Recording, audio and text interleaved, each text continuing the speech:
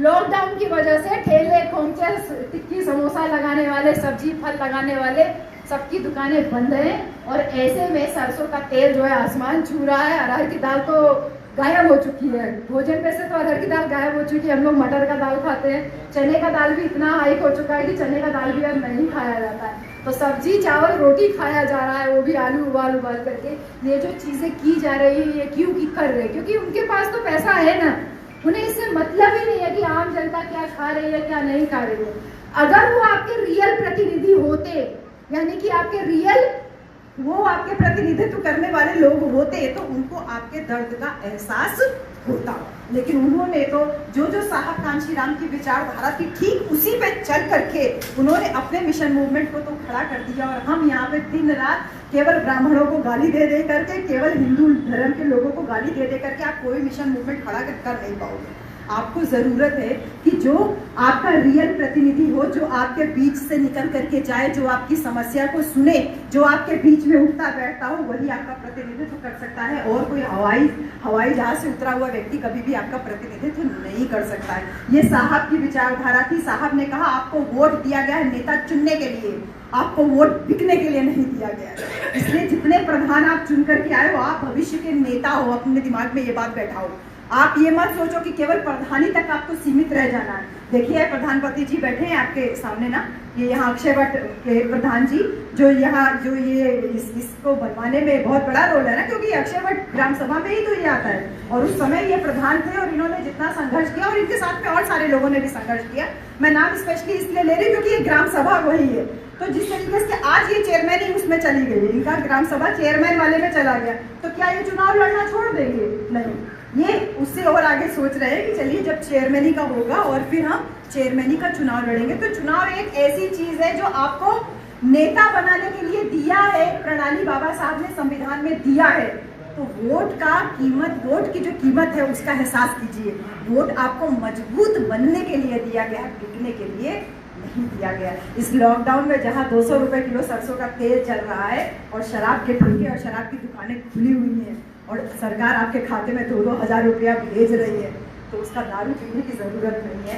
एक छोटा छोटा जो है अपने कम से कम गांव में लोगों को ये बात समझाइए कि उस पैसे को संभाल करके रखिए। बच्चों का स्कूल बंद चल रहा है, 2 साल से शिक्षा व्यवस्था पूरी तरीके से चौपट है। केवल बच्चे ही नहीं परेशान, हम भी तो टीचर ही है ना। हाँ, हम भी तो टीचर ही है ना। बस ये कि हम थोड़ा यूनिवर्सिटी में पढ़ाते हैं और जो गाँव में पढ़ा रहे हैं, प्राइमरी में पढ़ा रहे हैं या प्राइवेट पढ़ा रहे हैं, वो स्कूलों में पढ़ा रहे हैं। लेकिन है तो टीचर परेशान हम भी बहुत हैं, क्योंकि हम जो ऐसे खड़े होकर के आपसे बात कर रहे हैं। अभी मैं ऑनलाइन आपके सामने आ जाती है, यहाँ स्क्रीन लगा देते और मैं अपने घर से बैठ के आपको लेक्चर देती, तो क्या आप मेरी पर्सनालिटी को जज कर पाओगे?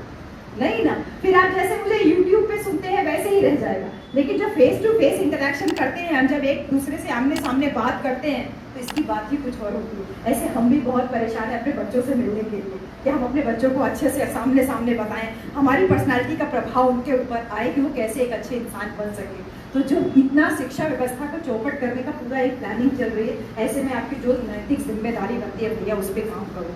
केवल 5 साल के लिए प्रधान बनने के लिए अगर सोचे हो तो सब खत्म है। इसके बाद हो सकता है अगला चुनाव भी ना हो। मैं वार्निंग दे रही हूँ आपको। बहुत संभावना है कि अगला चुनाव ना हो, क्योंकि दिल्ली में सेंट्रल विस्टा बन रहा है। सेंट्रल विस्टा का आपको आइडिया नहीं कि सेंट्रल विस्टा होता क्या है। एक ऐसी प्रणाली है जहाँ पे एकाधिकार होता है, उसको ऑटोक्रेसी बोलते हैं। एकाधिकार है, एक ही व्यक्ति, एक ही वंश, एक ही खानदान का जो है रूल चलता है, जैसे राजशाही तंत्र हुआ करता था। ये वैसा प्रणाली लाने का पूरा प्रयास चल रहा है। रोड़ा क्या है? बाबा साहब का संविधान एकदम खड़ा हुआ। हमारे आसपास में नेपाल, बिल्कुल बाबा साहब का संविधान बीच में रोड़ा बन के खड़ा हुआ है। और वो जैसे किसान आंदोलन कर रहे हैं, वैसे ही छोटे छोटे जगहों पे आप लोग प्रतिनिधि बन करके रोके हुए हो उस जो उनकी सोच है उसको, उस विचारधारा को पनपने से, उस विचारधारा को आगे पूरी तरीके से इम्प्लीमेंट होने में आप लोगों ने रोक रखा। तो मजबूती के साथ, केवल 5 साल के लिए चुनाव के हिसाब से मत सोचिए, मजबूती के साथ कैसे अपने लोकतंत्र को बचा करके रखना है, ये भी हमारी और आपकी जिम्मेवारी है। बस यही छोटा सा संदेश आप लोगों के लिए लेके आई थी कि जो शिक्षा के लिए काम महात्मा ज्योतिबा राव फुले और सावित्रीबाई फुले ने किया, और जिस तरीके से राजनीति को हमारे नसों में डालने का काम साहब कांशीराम ने किया, और हमको इंसान की तरह जीवन जीने का अधिकार बाबा साहब के संविधान ने दिया। और संविधान को लिखने की प्रेरणा तथागत गौतम बुद्ध की जीवन शैली, उनके तृष्णा और पंचशील से आपको और हमको मिला। इसको अपने जीवन में उतारिए। एक दिन प्रण कीजिए कि आज मैं सुर्ती नहीं खाऊंगा, एक दिन प्रण कीजिए कि मैं अब दारू नहीं पीऊंगा, एक दिन प्रण कीजिए कि मैं गाली नहीं दूंगा, एक दिन प्रण कीजिए कि मैं किसी की चुगली नहीं करूंगा। कुछ एक प्रेरणा लीजिए, कुछ एक प्रण कीजिए, तभी तो कुछ काम कर पाओगे। हमने प्रण लिया ना, हम दोनों ने प्रण लिया ना कि हम अपना जीवन ऐसे बिताएंगे कि हम अपना जीवन पूरा समाज के लिए समर्पित कर देंगे। हमने किया, आप भी तो कर सकते हैं ना। आप सब तो हमारे छोटे बड़े भाई लोग हैं। अब तो आपके पास कुछ भी नहीं है भैया, ये जान लीजिए। खोने के लिए कुछ भी नहीं है, एक भी सरकारी नौकरी निकल नहीं रही, स्कूल कॉलेज बंद पड़े हैं। कहाँ से लड़ाई लड़ोगे, कहाँ से लड़ाई लड़ोगे? क्या है आपके पास बताओ? केवल प्रधानी हटा दी जाए तो क्या है? और आप में जो बहुत सारे लोग, सभी लोग तो प्रधान भी नहीं होंगे, कुछ लोग प्रधान के साथ के आए हुए साथी होंगे।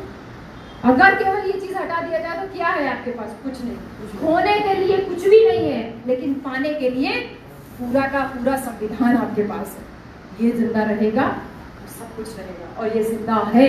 इसकी सबसे बड़ी मिसाल मैं हूँ, और ये जो प्रधानमंत्री यहाँ सामने बैठे हैं आप, क्योंकि हम दोनों, आप महिला का प्रतिनिधित्व कर रहे हैं, ये भी आपके सामने महिला का प्रतिनिधित्व कर रहे हैं। देखिए कैमरा हाथ में लिए, कभी कैमरे के सामने नहीं रहते, हमेशा कैमरे के उस तरफ रहते हैं। तो ये अम्बेडकर युग का जो चल रहा है, इस अम्बेडकर युग को संजो करके हम लोगों को रखना है। बच्चों की शिक्षा बहुत ज़रूरी है। किसी भी तरीके से जब से भी ये विद्यालय शुरू हो, कॉलेज खुले, तो उनको पढ़ाने के लिए आपको मोटिवेट करना, ये आप लोगों की जिम्मेदारी है। और दूसरा, जो आने वाला इलेक्शन है वो हमारे लिए बहुत बहुत बहुत बड़ा मील का पत्थर साबित होने वाला है।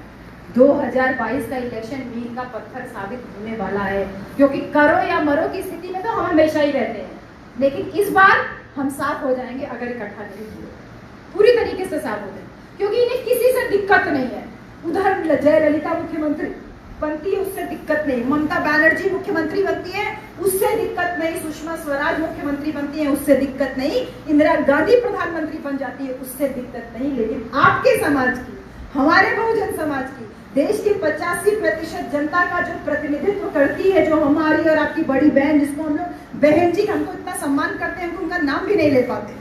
हमारी सम्मानित बहन जी अगर मुख्यमंत्री बनती है तो इनके पेट में दर्द होने लगता है, और वो दर्द सिर्फ एक वजह से है कि अखिलेश भैया मुख्यमंत्री बनते हैं तो उनका काम है भैंस चराना, और बहन जी मुख्यमंत्री बनती हैं तो उनका काम है चमड़ा छुड़ाना। ये दोनों क्यों अपनी जाति वाले पेशे छोड़ करके मुख्यमंत्री और प्रधानमंत्री का सपना देखने लगे? सिर्फ दर्द इसी बात का है, और कोई दर्द नहीं है। आप लड़ते रहो, मरते रहो, झगड़ते रहो। बांदा यूनिवर्सिटी, बांदा में कृषि विश्वविद्यालय में 15 प्रोफेसर की नियुक्ति हुई, जिसमें 11 प्रोफेसर अकेले एक अगड़ी जाति के हो गए। और उस अगड़ी जाति में भी एक अगड़ी से पिछड़ी जाति होती है ना, जैसे एक सबसे सर्वोच्च में एक जो एक सर्वोच्च जाति है, उसके बाद जो सेकंड नंबर जाति है, उसके अकेले 11 प्रोफेसर हो गए। तो उनसे ऊपर वाली जाति के पेट में दर्द हो गया कि भैया हमारे हुए होते तो कोई बात नहीं थी, लेकिन हमसे तो दूसरे नंबर वाली बिरादरी 11 प्रोफेसर हो गए, तो कैसे? तो उन्हीं की बिरादरी का एक विधायक ने चिट्ठी लिख दी कि भैया ये चल क्या रहा है प्रदेश में। मतलब समझ रहे हैं कि राजा राम और सीता राम की लड़ाई में हारने वाले आप और हम हैं, क्योंकि आपकी नियुक्ति ना तो जब राजा राम सत्ता में थे तब हो रही थी, और ना जब सीता राम सत्ता में है तब हो रही है। तो हार केवल हारने वाले आप और हम हैं, इस मोटी सी बात को समझ लीजिए। उनके पिछलग्गू बन के रहोगे तो साहब ने कहा ना, जिसको जवानी में चमचागिरी की आदत लग जाती है, उसकी पूरी जिंदगी दलाली में गुजरती है। और दलाल बनने की जरूरत नहीं है, समाज का ठेकेदार बनने की जरूरत नहीं है। कार्यकर्ता बन करके रहिए, कार्यकर्ता बन करके काम कीजिए, किसी का पिछलग्गू मत बन के बाद काम कीजिए। अपना पक्ष और अपना विपक्ष तय कीजिए। भैया परशुराम जी, एक बार सत्ता में आप रहोगे, एक बार सत्ता में हम रहेंगे, एक बार हम नहीं रहेंगे, एक बार आप सत्ता में रहोगे। पक्ष में आप रहोगे, विपक्ष में हम रहेंगे, पक्ष में मैं रहूंगी, विपक्ष में आप रहोगे। इस बात को समझाइए गाँव में जाकर। मत परेशान होइए कि नेता गठबंधन करते हैं कि नहीं करते। सामाजिक गठबंधन राजनीतिक गठबंधन से कहीं ज्यादा मजबूत है। कोई नेता बचाने नहीं आता। जब यहाँ पे खड़े होकर के जो है यादवों को भून दिया जाता है, चमारों को मार दिया जाता है, या धोबी पासी कहार लुहार सुनार हर कोई पीटा जा रहा है, कोई छूटा नहीं है। सारी सब कास्ट जितनी उपजातियां सब मार खा रही है। जितने को मौर्य कुशवाहा है सब पीटे जा रहे हैं, सब काटे जा रहे हैं। विश्वकर्मा बने रहे, कुर्मी बने रहे, लोहार बने रहे, सब ऊंची जात सब पीटे जा रहे हैं। जरूरत सामाजिक गठबंधन बने रहने की है। ये गठबंधन आपके जैसी जो प्रधान वाले जो चुनाव है उस बहुत बेसिक इकाई है, यहीं से शुरुआत होती है। अपनी अपनी ग्राम सभा को इतना मजबूत करिए कि उसको इतना दिमाग में रहे कि अगला जो चुनाव आ रहा है उस चुनाव में आपको वोट किसको देना है, ये ध्यान रखिए। वोट किसको देना है ये दिमाग में रहे, क्योंकि पक्ष और विपक्ष दोनों हमारा होना चाहिए। हमारी आपकी लड़ाई में कोई तीसरा मलाई मारना नहीं चाहिए। उनकी हालत बहुत खराब है, ये बहुत अंदर की बात है, उनकी हालत बहुत खराब है। उनके खेमे में भगदड़ मची हुई है, लेकिन वो सामने कुछ बोल नहीं रहे हैं। भीतर भीतर अगर आप और हम काम करने में कामयाब हो गए तो हमारा काम बहुत आसान हो जाएगा। तो बस इतनी सी बात है भैया, छोटा छोटा प्रयास शुरू कर दीजिए। बहुत कम समय, 8-10 महीने का समय, जून बीता जा रहा है, जुलाई, अगस्त, सितंबर, अक्टूबर, नवंबर, दिसंबर, 6 महीना, बस जनवरी के बाद आचार संहिता लागू हो जाएगी। और अगर ऐसे लॉकडाउन चलता रहा तो हम बड़ी मीटिंग तो कर भी नहीं पाएंगे। तो हमें ज़रूरत क्या है, यही छोटी छोटी मीटिंग्स की करनी। और परशुराम भैया आपके जैसे मुझे 10 बच्चे चाहिए आजमगढ़ में, बस आपके जैसे 10 लड़के चाहिए हमें आजमगढ़ में, जो हम अपने समाज की बस्तियों में तो बहुत काम कर सकते हैं, लेकिन आपके जैसे लोगों को ले जा करके खड़ा करके आइकॉन बना करके, जैसे आप मुझे अगर अपना आइकॉन मानते हैं ना, कि अगर मुझे अपना एक मानते हैं ना कि मैं एक सिंबल हूँ आपके समाज की एक सशक्तिकरण की एक मिसाल हूँ, वैसे मैं आपको मानती हूँ कि आप हमारे लिए एक सशक्तिकरण की मिसाल है कि हम जो कह रहे हैं उसको आप इम्प्लीमेंट कर रहे हैं। तो आप जाओगे 4 गांव में बोलोगे, आपकी बात का प्रभाव कुछ और होगा, क्योंकि जात बिरादरियों में बटा हुआ समाज है ना हमारा। तो ये बात समझ में आती है कि चमैया कैसे समझा सकी, अहिलिया कैसे समझा सकी, लेकिन आई के आई जरूर समझा सकेला, और चमार के चमार जरूर समझा सकेला, इतना तो हमन के पता है। ठीक है भैया, तो ये एक सामाजिक एकता बना करके रखिए। वो आपके बीच में फूट डालने के लिए हर एक प्रयास कर रहे हैं।